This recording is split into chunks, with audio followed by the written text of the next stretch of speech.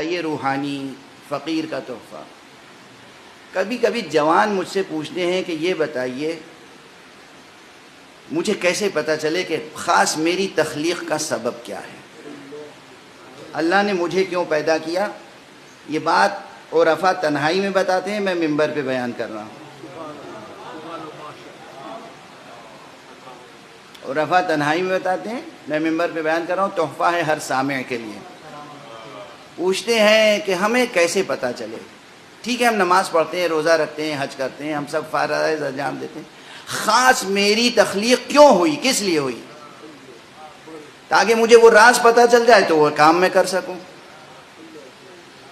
خوشنودی اللہ کی حاصل کر سکوں۔ تو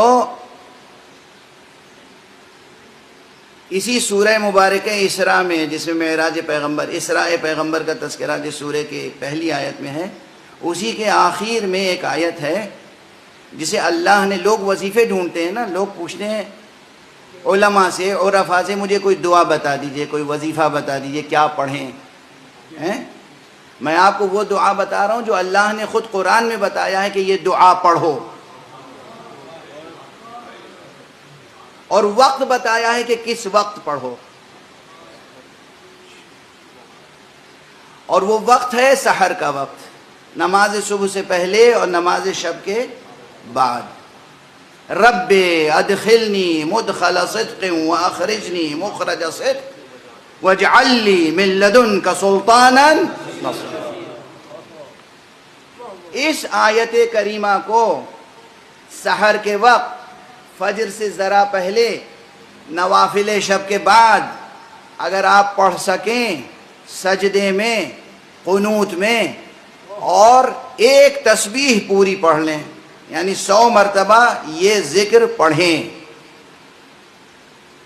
اور ابتداً 40 روز تک مسلسل پڑھنا ہے، ناغہ نہ ہو، تو عجب نہیں کہ آپ پر وہ راز منکشف ہو جائے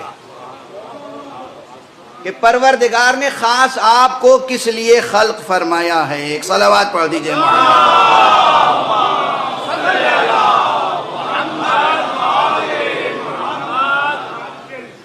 یہ تحفہ نوٹ کر کے لے کے جائیے گا، بچے، جوان، بوڑھے۔